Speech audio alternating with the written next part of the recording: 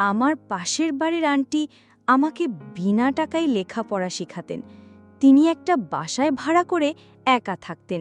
আমি তখনও বুঝতাম না আন্টি কেন আমাকে নিজের টাকা খরচ করে আমাকে পড়াতেন। আমি আন্টির কাছে পড়তে চাইতাম না, তবুও মা বলতো, তিনি যখন টাকা ছাড়া তোকে পড়াচ্ছে তাহলে পড়লে সমস্যা কি? কিন্তু মা তো আন্টির মনের ভেতর কি চলছে তা জানত না। একদিন আন্টির বাড়ির কাছের একটা ছেলে আমাকে বলল, তুমি যে এখানে পড়তে আসো, একদিন বুঝবে। সেদিন থেকে আমার মনে একটা সন্দেহ লাগলো। তারপর আমি আন্টির কাছে পড়তে যেতাম না, ফোন দিলে ফোনও ধরতাম না, কারণ আমি বুঝতে পারতাম না কেন আন্টি আমাকে টাকা ছাড়া পড়াতে চান। কিন্তু সেদিন আন্টি আমাদের বাড়িতে চলে আসলেন আর মায়ের কাছে বললেন, আপনার ছেলে 2 দিন হলো পড়তে যাচ্ছে না, কি হয়েছে তার? তারপর সেদিন মা বলল, তোর আন্টির সাথে এক্ষুনি লেখাপড়া শিখতে যা, দিন দিন ছেলেটা লেখাপড়ায় অমনোযোগ হয়ে যাচ্ছে। তারপর সেদিন মায়ের কথাই আন্টির বাসায় পড়তে গেলাম, আর সেদিনেই তো। বন্ধুরা, গল্পটি সম্পূর্ণ শুনতে থাকুন।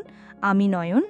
আমার পৃথিবীটা ছিল ছোট, ভাঙ্গা টিনের চালের একটা ঘর, 2টো ছোট জানালা আর তার লেখাপড়ার সামান্য কিছু বইপত্র।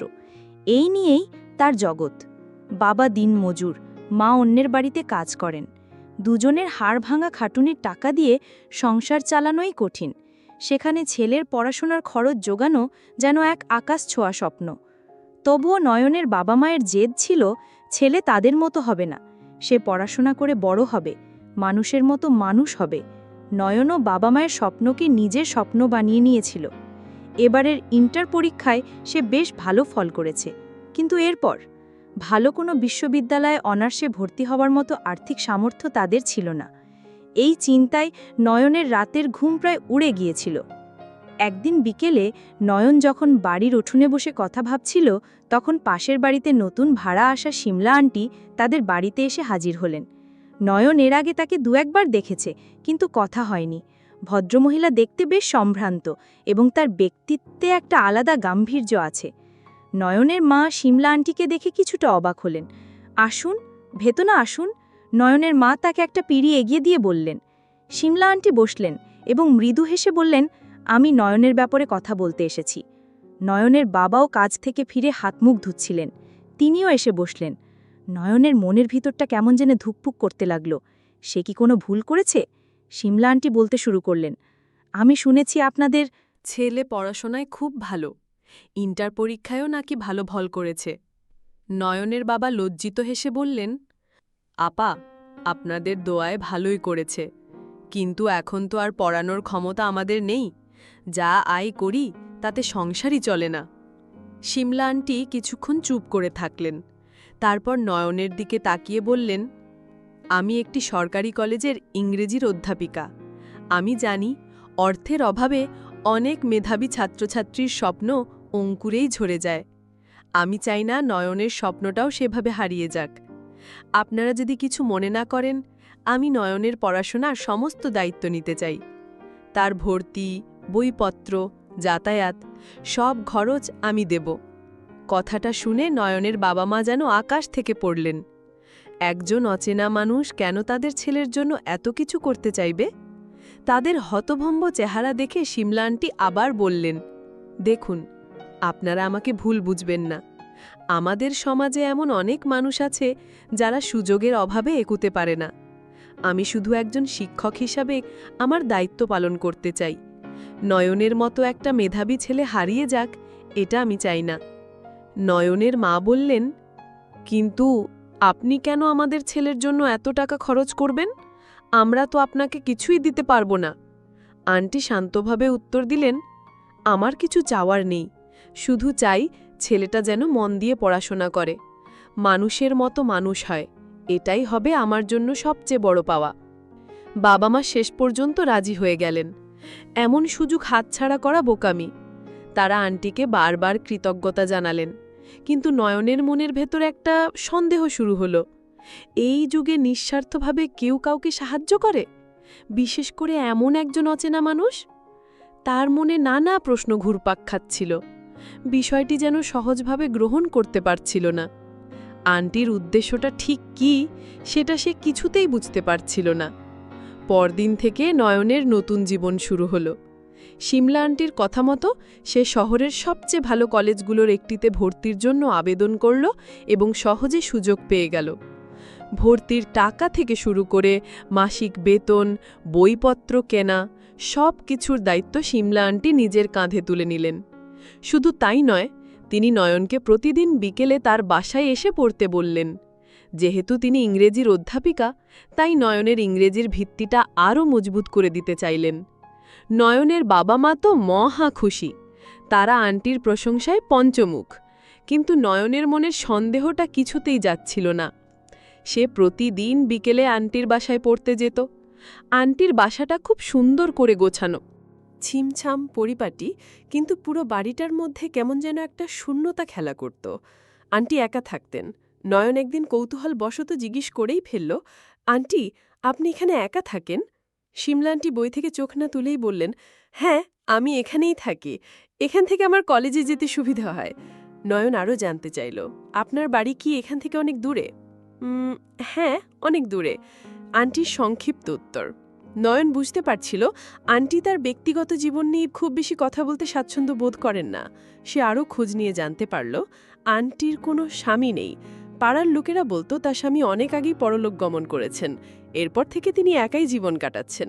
এই তথ্যটা নয়নের সন্দেহকে আরও বাড়িয়ে দিল। একজন একা মহিলা কেন একজন অচেনা ছেলের জন্য এত কিছু করবে? পড়ানোর সময় আন্টি খুব মনোযোগী থাকতেন। তার পড়ানোর ভঙ্গি ছিল অসাধারণ। কঠিন বিষয়গুলো তিনি খুব সহজে বুঝিয়ে দিতেন। কিন্তু মাঝে মাঝে নয়নের মনে হতো আন্টি পড়াতে পড়াতে অন্যমনস্ক হয়ে যান। তার চোখে মাঝে মাঝে এমন একটা শূন্যতা থাকত যেন অতীতের কোনো স্মৃতি ভাসছে। নয়নের কিছুটা অস্বস্তি লাগত, কারণ সে বুঝতে পারত না আন্টির মনের ভাব। তার মনে হতো আন্টি হয়তো তাকে কিছু বলতে চান কিন্তু বলতে পারেন না। একদিন নয়ন আর থাকতে না পেরে সরাসরি জিজ্ঞেস করল, আন্টি, আমি আপনাকে একটা কথা জিজ্ঞেস করতে চাই, যদি কিছু মনে না করেন। আন্টি তার দিকে তাকিয়ে মৃদু হাসলেন। বলো, কোনো সমস্যা নেই। নয়ন একটু ইতস্তত করে বলল, আপনি কেন আমার জন্য এত কিছু করছেন? কেন আমাকে বিনা টাকায় পড়াচ্ছেন? সত্যি করে বলুন, আপনি কেন এত সাহায্য করছেন? জানতে ইচ্ছে করে। শিমলা আন্টি নয়নের চোখের দিকে কিছুক্ষণ তাকিয়ে থাকলেন। তার চোখে একটা বিষণ্ণতার ছায়া নেমে এলো। তিনি শান্তস্বরে বললেন, মানুষ মানুষকে সাহায্য করলে সৃষ্টিকর্তা খুশি হন, পরপারে ভালো থাকা যায়। এর বাইরে আমার আর কোনো উদ্দেশ্য নেই বাবা। আন্টির কথায় একটা দর্শন ছিল, একটা গভীরতা ছিল। নয়ন তার কথায় মুগ্ধ হতো, কিন্তু তার মনের ভেতরের সন্দেহটা কিছুতেই দূর হচ্ছিল না। সে ভাবত এই জগতে স্বার্থ ছাড়া কেউ এক পাও চলে না। আন্টি নিশ্চয়ের ব্যতিক্রম নন। তার এই উপকারের পেছনে এমন কোনো উদ্দেশ্য লুকিয়ে আছে যা সে ধরতে পারছে না। একদিন বিকেলে নয়ন পড়তে যাওয়ার পর শিমলা আন্টি তাকে বললেন, নয়ন, তুমি আমার একটা উপকার করবে? নয়ন অবাক হয়ে বলল, অবশ্যই করব আন্টি। আপনি আমার জন্য যা করছেন তার তুলনায় এটা তো কিছুই না। বলুন, কি করতে হবে? আন্টি একটা বাজারের ব্যাগ আর কিছু টাকা এগিয়ে দিয়ে বললেন, আজ বাজার থেকে আমাকে কিছু প্রয়োজনীয় জিনিস এনে দেবে। আমার শরীরটা ভালো লাগছে না, বাইরে যেতে ইচ্ছে করছে না। এটা কোনো কাজ হলো আন্টি, আপনি শুধু বলবেন কি কি লাগবে। নয়ন সানন্দে রাজি হয়ে গেল। আন্টি তাকে একটা তালিকা ধরিয়ে দিলেন। তালিকায় বেগুন, আলু, পটল, ঝিঙার মতো সাধারণ কিছু তরকারির নাম লেখা ছিল। নয়ন ব্যাগ আর টাকা নিয়ে বাজারের দিকে রওনা দিল। বাজার থেকে ফিরতে তার প্রায় ঘণ্টাখানিক সময় লাগল। ঘরে ফিরে সে দেখল শিমলা আন্টি বিছানায় শুয়ে আছেন। তার মুখটা কেমন ফ্যাকাশে দেখাচ্ছে। নয়ন উদ্বিগ্ন হয়ে জিজ্ঞেস করল, আন্টি, আপনার কি শরীর বেশি খারাপ লাগছে? আমি বাজার নিয়ে এসেছি। আন্টি দুর্বল গলায় বললেন, হ্যাঁ রে, তুমি চলে যাওয়ার পর থেকে শরীরটা হঠাৎ খুব খারাপ হয়ে পড়েছে। মাথাটা ঘুরছে, বিছানা থেকে উঠতেই মন চাইছে না। নয়ন ব্যস্ত হয়ে বলল, তাহলে আপনার জন্য ডাক্তার ডেকে আনি বা কোনো ওষুধ নিয়ে আসি? না, ডাক্তার লাগবে না, আন্টি বললেন। তুমি ওই ড্রয়ারটা খোলো, ওখানে আমার একটা হ্যান্ডব্যাগ আছে। ওই ব্যাগের ভেতরে কিছু ওষুধ আছে, ওগুলো এনে দাও। নয়ন দ্রুত ড্রয়ারের দিকে এগিয়ে গেল। ড্রয়ার খুলে সে একটা সুন্দর লেডিস হ্যান্ডব্যাগ দেখতে পেল। সে ব্যাগটা খুলল ঔষধ খোঁজার জন্য। ব্যাগের একটা ছোট পকেটে ঔষধের স্ট্রিপের সাথে আরও কিছু জিনিস ছিল। একদিন পড়া শেষ করে আন্টির বাসা থেকে বাড়ি ফেরার পথে ঘটনাটা ঘটল। সে যখন গলি থেকে বড় রাস্তায় উঠবে ঠিক তখন একটা ছেলে তাকে পেছন থেকে ডাক দিল, এই যে ভাই দাঁড়ান। ডাক শুনে নয়ন পেছনে ফিরল। ছেলেটার বয়স নয়নের মতোই হবে, পরনে জিন্স আর টি শার্ট। চেহারা দেখে এলাকার ছেলে বলেই মনে হলো। নয়ন তাকে আগে কখনো দেখেনি। আমাকে ডাকছেন? নয়ন জিজ্ঞেস করল। ছেলেটি তার কাছে এগিয়ে এসে বলল, হ্যাঁ আপনাকেই। আপনার নাম কি? আমার নাম নয়ন। কেন বলুন তো? নয়নের গলায় কিছুটা সতর্কতার সুর।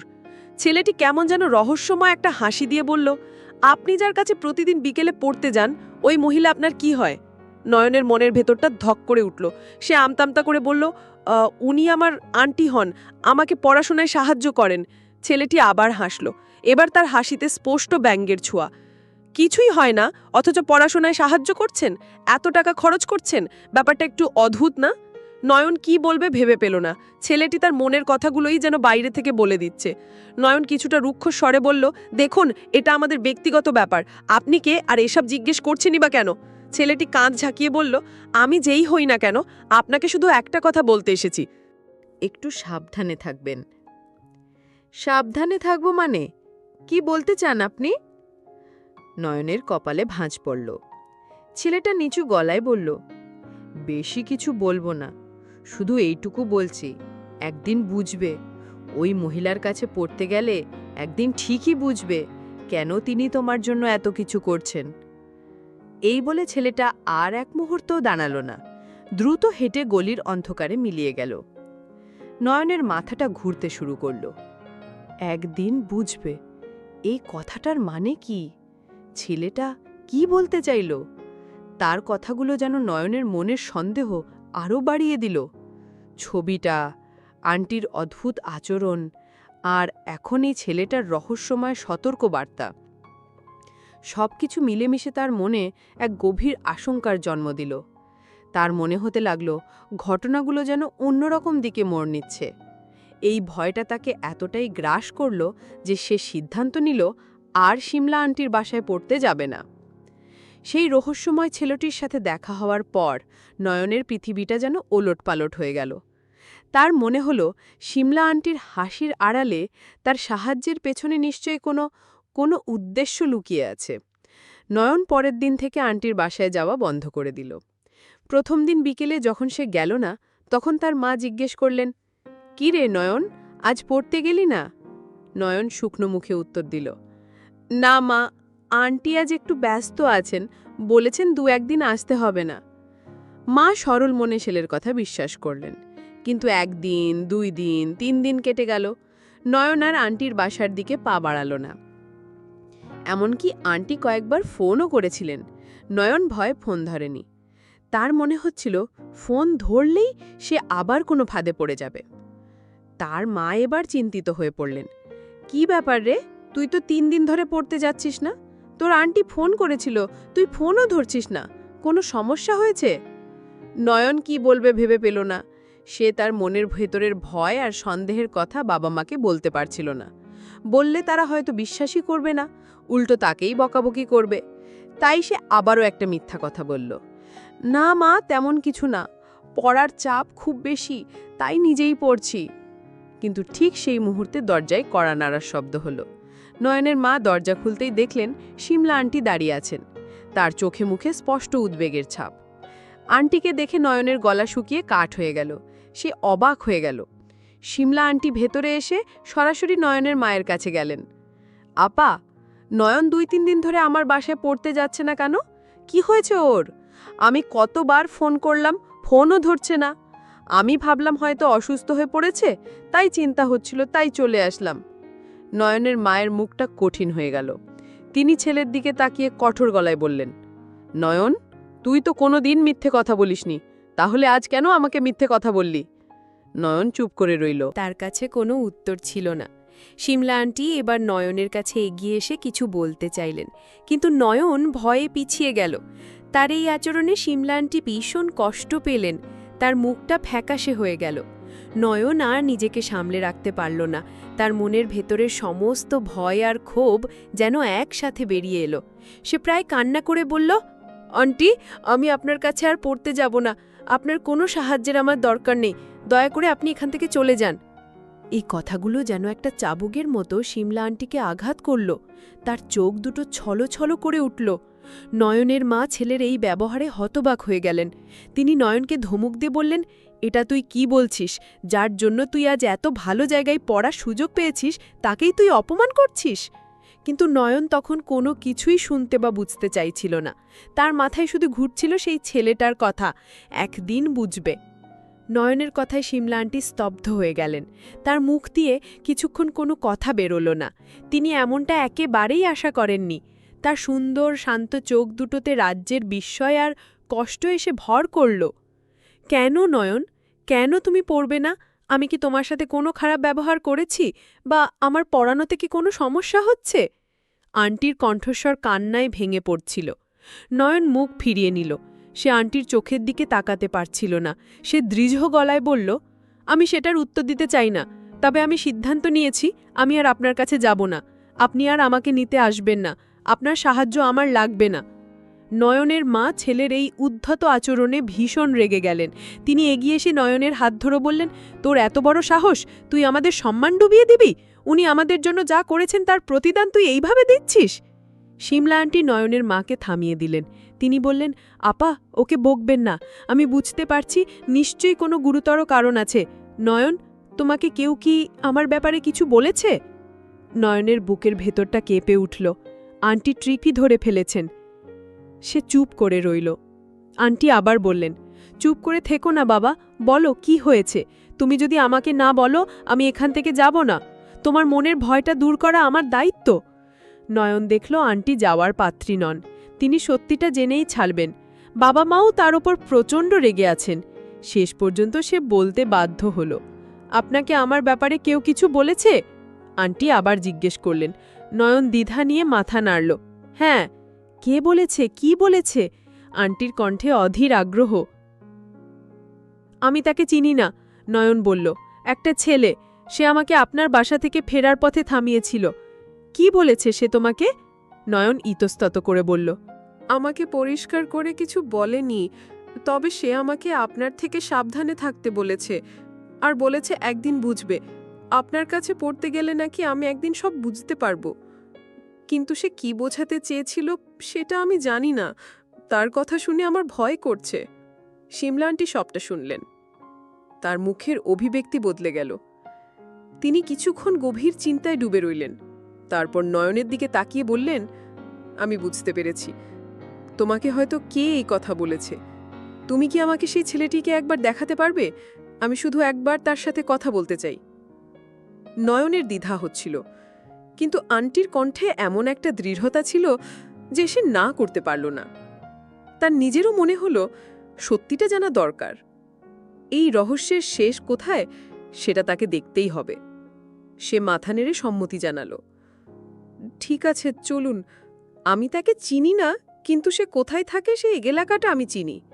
নয়ন শিমলা আন্টিকে সাথে নিয়ে সেই গলির দিকে রওনা দিল যেখানে ছেলেটির সাথে তার দেখা হয়েছিল। নয়নের মাও তাদের সাথে যেতে চাইলেন, কিন্তু আন্টি তাকে আশ্বস্ত করে বললেন যে কোনো সমস্যা হবে না, তারা দ্রুতই ফিরে আসবেন। পুরো রাস্তা নয়ন আর শিমলা আন্টির মধ্যে কোনো কথা হলো না। নয়নের মনে হচ্ছিল সে একটা নাটকের শেষ দৃশ্যের দিকে এগিয়ে যাচ্ছে। আজ হয়তো সব রহস্যের সমাধান হবে, অথবা সে নতুন কোনো বিপদে পড়বে। কিছুক্ষণ খোঁজাখুঁজির পর নয়ন ছেলেটিকে দেখতে পেল। সে একটা চায়ের দোকানে বন্ধুদের সাথে আড্ডা দিচ্ছিল। নয়ন দূর থেকে আন্টিকে ইশারা করে দেখালো, আন্টি, ওই ছেলেটা। শিমলা আন্টি ছেলেটিকে দেখে এক মুহূর্তের জন্য চমকে উঠলেন। তারপর তার মুখে একটা চেনা রাগের ছাপ ফুটে উঠল। তিনি দৃঢ় পায়ে ছেলেটির দিকে এগিয়ে গেলেন। আকাশ! আন্টির গম্ভীর কণ্ঠস্বর শুনে ছেলেটি এবং তার বন্ধুরা সবাই ঘুরে তাকালো। শিমলা আন্টিকে দেখে ছেলেটির মুখটা ফ্যাকাশে হয়ে গেল। সে তো ঘাবড়ে গেছে। ম্যাডাম, আপনি এখানে? আকাশ তোতলাতে শুরু করল। শিমলা আন্টি কঠোর গলায় বললেন, আমি কেন এখানে সেটা বড় কথা নয়। বড় কথা হলো তুমি নয়নকে আমার সম্পর্কে কি বলেছ, কেন বলেছ? আকাশ প্রথমে অস্বীকার করার চেষ্টা করল। আমি তো কিছু বলিনি। মিথ্যে কথা বলবে না আকাশ, আন্টি ধমক দিয়ে উঠলেন। নয়ন আমাকে সব বলেছে। তুমি ওকে বলেছ একদিন বুঝবে। কি বোঝাতে চেয়েছো তুমি? বলো। আন্টির তেজ দেখে আকাশের বন্ধুরা একে একে সরে পড়ল। আকাশ একা হয়ে গেল। সে মাথা নিচু করে দাঁড়িয়ে রইল। শিমলা আন্টি এবার নয়নের দিকে তাকিয়ে বললেন, নয়ন, তুমি যাকে নিয়ে এত ভয় পাচ্ছিলে সে হলো আকাশ। ও আমার কাছে ইংরেজি প্রাইভেট পড়ত, কিন্তু পড়াশোনায় তার একদম মন ছিল না। মাসের পর মাস আমি করেছি, কিন্তু সে বারবার পরীক্ষায় ফেল করত, বাড়ির কাজ করত না, পড়াও শিখত না। শেষ পর্যন্ত আমি ওর বাবাকে ডেকে বললাম যে ওকে পড়িয়ে আমার সময় নষ্ট করার কোনো মানে হয় না, তাই আমি ওকে আমার কাছে পড়তে আসতে বারণ করে দিয়েছিলাম। সেই হিংসা থেকেই হয়তো ও তোমাকে আমার ব্যাপারে এসব মনগড়া কথা বলে ভয় দেখিয়েছে, যাতে তুমিও আমার কাছে পড়া ছেড়ে দাও। ঘটনাটা শুনে নয়ন অবাক হয়ে গেল। তাহলে পুরো ব্যাপারটা শুধু এক ছাত্রের ব্যক্তিগত আক্রোশ? সে আকাশের দিকে তাকালো। আকাশ লজ্জিত মুখে দাঁড়িয়ে আছে, কিন্তু নয়নের মনের সব প্রশ্নের উত্তর সে পেল না। আকাশের বিষয়টা না হয় মিটল, কিন্তু তার মূল সন্দেহটা তো অন্য জায়গায়। সেই ছবিটা, আন্টির একাকিত্ব, তার প্রতি শিমলা আন্টিকে বলল, আন্টি, আমি ওর কথা না হয় বিশ্বাস করলাম, কিন্তু আমার আরও একটা প্রশ্ন আছে। আপনি যদি সত্যি করে উত্তর দেন তাহলে হয়তো আমার মনের সব দ্বিধা দূর হয়ে যাবে। শিমলা আন্টি তার দিকে তাকিয়ে বললেন, বলো, কি প্রশ্ন তোমার? নয়ন গভীর নিঃশ্বাস নিয়ে বলল, সত্যি করে বলুন আন্টি, আপনি কেন আমাকে সাহায্য করছেন? কেন বিনা টাকায় পড়াচ্ছেন? আপনার আসল উদ্দেশ্যটা কি? আমি আপনার ড্রয়ারে একটা ছবি দেখেছিলাম। এই কথাটা বলার সাথে সাথেই শিমলা আন্টির হাসিখুশি ভাবটা মিলিয়ে গেল। তার চোখ দুটো আবার সেই পুরনো বিষণ্ণটায় ছেয়ে গেল।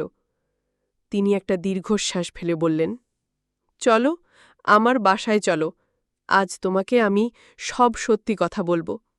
নয়ন আর শিমলা আন্টি যখন তার বাসায় ফিরল, তখন সন্ধ্যা নেমে এসেছে। ঘরের ভেতরটা কেমন যেন আরও বেশি নিঃসঙ্গ আর ভারী মনে হচ্ছিল। শিমলা আন্টি নয়নকে বসতে বলে ভেতরে গেলেন এবং কিছুক্ষণ পর সেই ছবিটি হাতে নিয়ে ফিরে এলেন। তিনি ছবিটি নয়নের হাতে দিয়ে সোফায় বসলেন।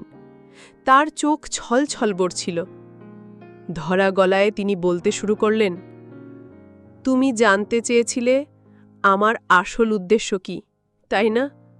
আজ আমি তোমাকে সব বলবো। আমার কোনো খারাপ উদ্দেশ্য ছিল না বাবা, ছিল শুধু একজন অসহায় মায়ের হাহাকার। তিনি ছবির দিকে তাকিয়ে বললেন, ছবিতে যাকে দেখছ সে আমার স্বামী, আর এই ছোট ছেলেটা, ও আমার একমাত্র সন্তান, আমার অপু। এই কথা বলেই তিনি কান্নায় ভেঙে পড়লেন। নয়ন হতভম্ব হয়ে বসে রইল।